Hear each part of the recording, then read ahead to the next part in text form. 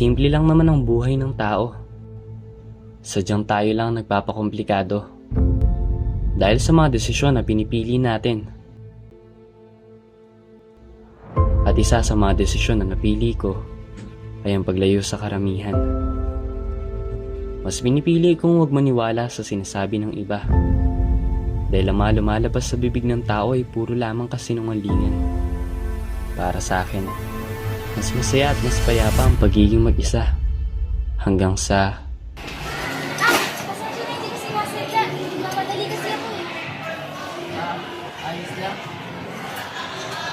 Golden drinks? Maganda yung kwento nito eh. Ito yung... tawag mo? Salamat ah.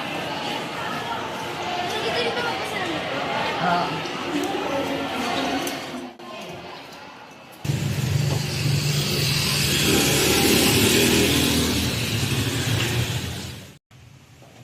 Uy!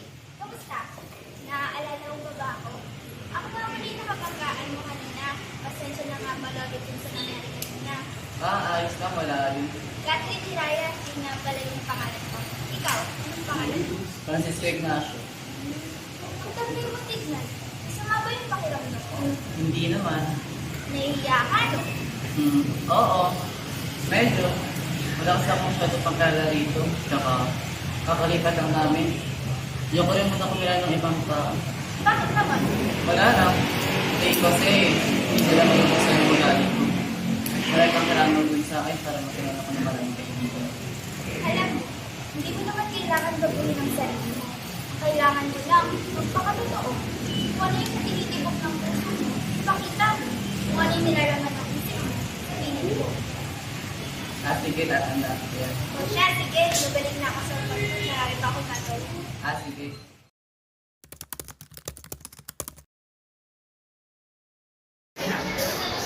Ipakita ang tinitibok ng puso. Kasi yan ang nilalaman ng puso. Dati rin Hiraya, maganda, mabangin, talino, sikat sa buong paaralan. Higit sa lahat, Kaya Hiraya, isang varsity player. Maraming mga kasamagabanayan. Teka, laan ko, isang sabaw sa kanya. Hindi, no? Sinungaling.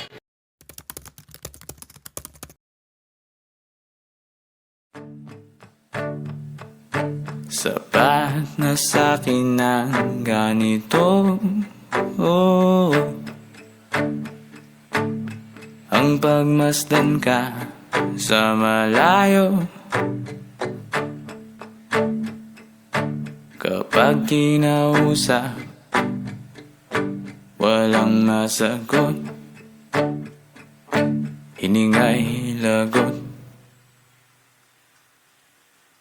Hindi ko naman yata ikamamatay kung hindi ko mawakan ng iyong kamay. Handa kong mabuhay sa aking kalukuhan. Ako, ang iyong masidhing tagahanga.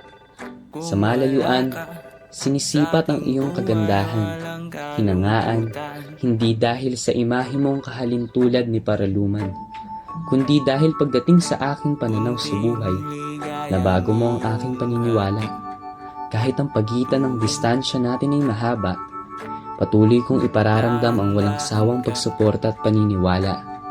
Ngunit, hindi ko man maisantabi ang aking pagkahiya, idaraan ko na lamang ang lahat ng ito sa paraang makata. Masisilayan, dahan-dahang lilisan. Hindi ko Ikaw ang nagmistulang bituin. Sa pagkagat ng dilim, ay siyang nagbibigay liwanag sa paligid kong nababalot ng ngiti. mawakan ng iyong kamay. Ano kaya galing ko mo? Harapin ang kasinungalingan. Kung wala ka sa aking buhay, walang kakulangan.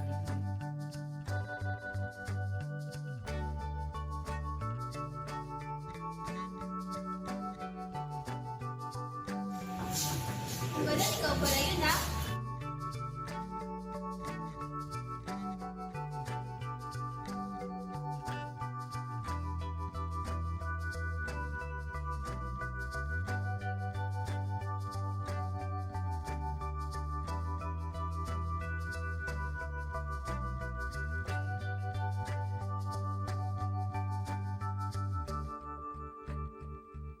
Sapat na sa akin.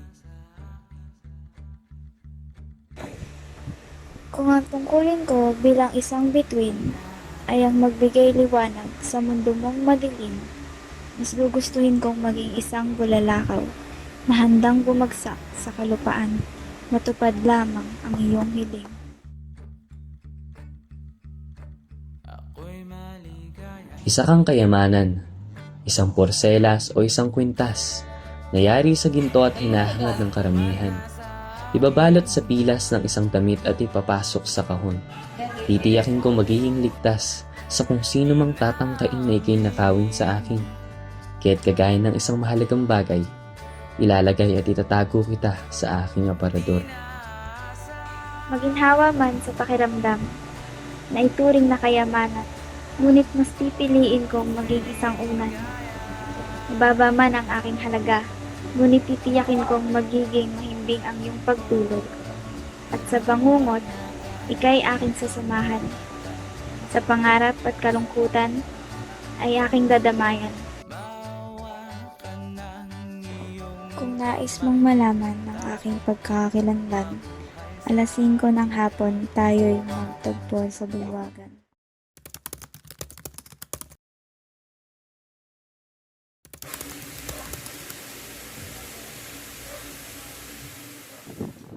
Hiraya, kung ganon, ikaw pa rin ang lalagay ng jam sa bag ko. Bakit masama ba? Ginagawa mo nga rin sa akin yun eh. Paano mo nalaman? Secret, ba't ko sasabihin? Ganon. Maliwala pa rin ang pagkatago ko sa'yo. Oo nga pala. Francisco, bakit letter K yung ginagamit mo sa signature mo ng magawa ko? Kiko. Francisco yung pangalan ko, pero Kiko yung tawag nila sa akin.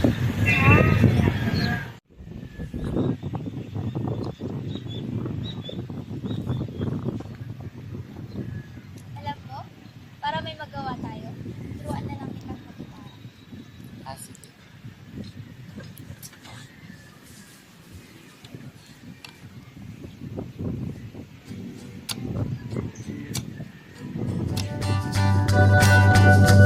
Hindi ko yata tanggap ang buhay kung sandi ko mahawakan ng iyong kamay. Handa kong harapin ka, walang katiyakan.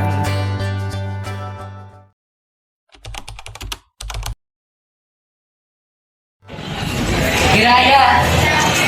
Para sa iyo ka na.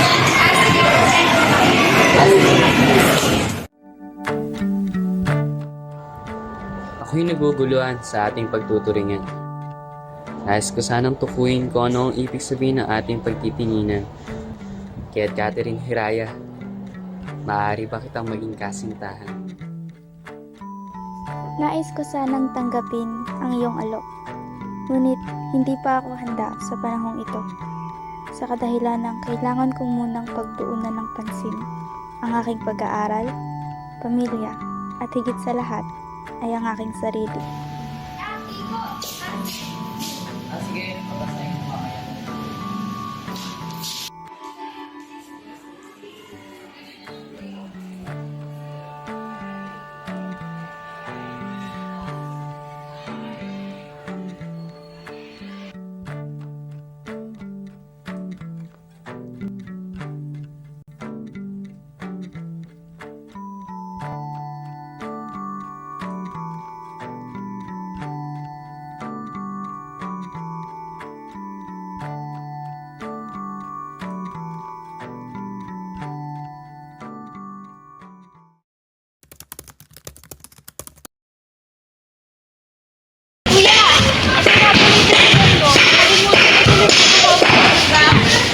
Oo, wala.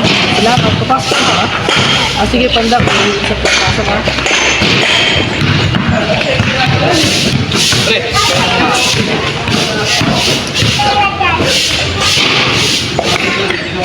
Yan ba yung nakabata mo? Ay, oo. Isang taon lang agad namin kaya parang magbabaga.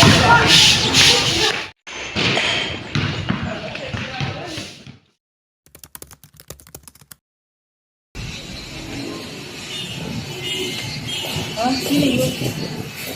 Baka yan sa mga tagahanga niya.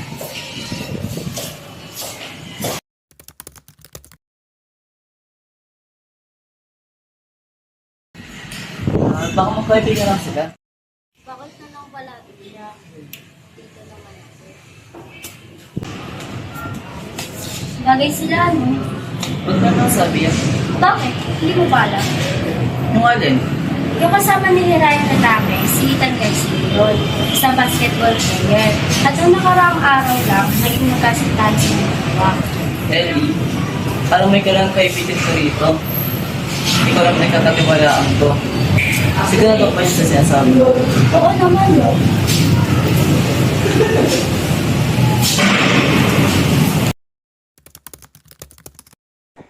Hindi ko mabatid kung bakit mo ako iniiwasan. Nais ko sanang malaman ang iyong kadahilanan. Dahil ako'y labis ng naguguluhan. Nais kong iyong malaman na sa paglipas ng panahon ay mas lalo kitang nagugustuhan. Mas lalo akong napapalapit sa iyo at mas lalo kitang naiibigan. Kaya't ngayon aking napagdesisyonan na wag nang pagbawalan at pigilan ang aking nararamdaman. Gusto ko sanang ipagpatuloy sa mas malalim na paraan ang ating pagtitulungan.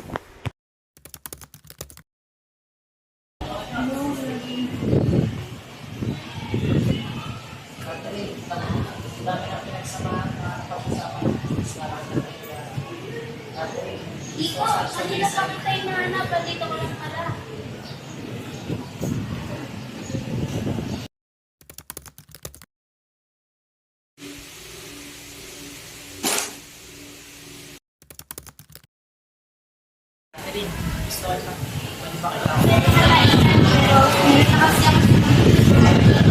Hintay ko na lamang yung tamang kalamon para makausap siya ng makinig.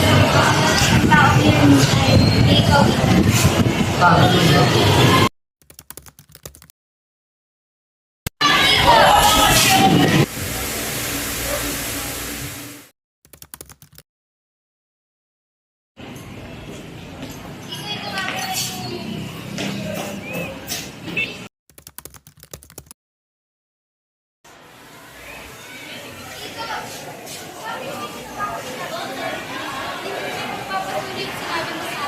Ang alin? Hindi pa sabi ko pag hinintay ka. Ha? Para sa bukas.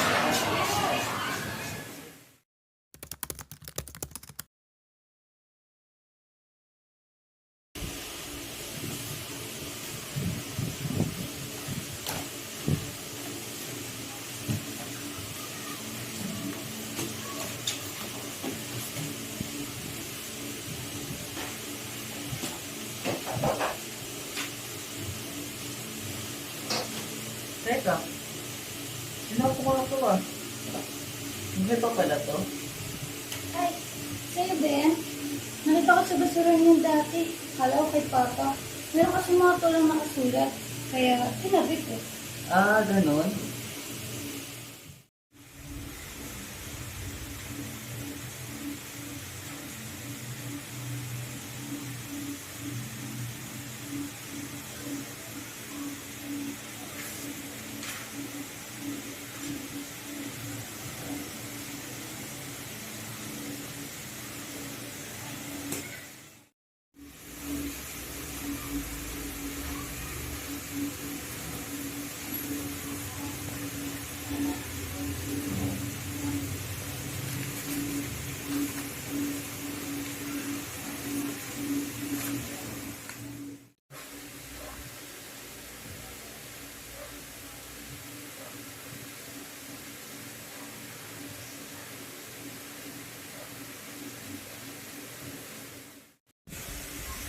Ito 10 ng Disyembre, taong 1986.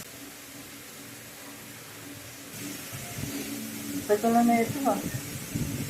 3 taon na ang nakalipas ng sinulat ko. Galing kay Catherine Hiraya. Hiraya, patawad. Dahil bago ko mabasa ang liham na ginawa mo para sa akin, 3 taon na ang nagdaan. Hindi ko inaasahan na ganito pala ang laman ng iyong isipan. Kung nabasa ko lang ang liham na iyon, sa tamang panahon hindi siguro mapuputol ang ating ugnayan. At marahil, hindi ganito ang ating kinasadlakan. Ayaw kong tapusin ang lahat ng ito sa pamamaalam. Kung maaari lamang, kalimutan na natin ang nakaraan.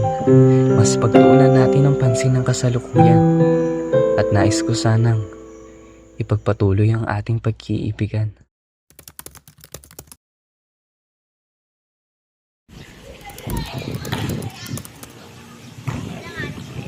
Teka, si Hiraya ba yun?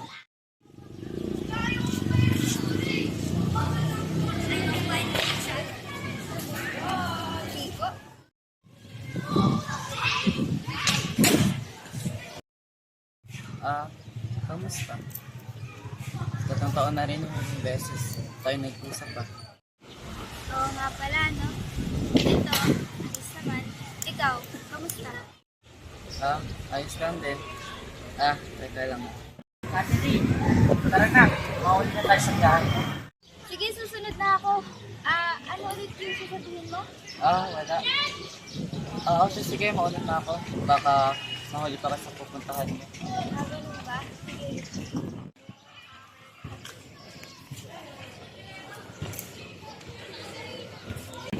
Ay, sakay ba mapunta doon? Dalawa lang ba?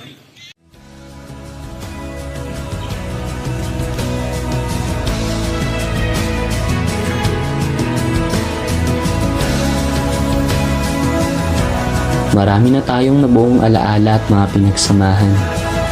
Sa paglipas ng panahon, marami na rin tayong pinagdaanan. Ngunit, patuloy tayong pinaglalayo ng kapalaran. Ngayon ko lang natutunan na hindi pala lahat ng nang iiwan, meron pang nababalikan. If you could only know, I never let you go. And the words of most regret are the ones I never meant to leave. Are you said, Emily?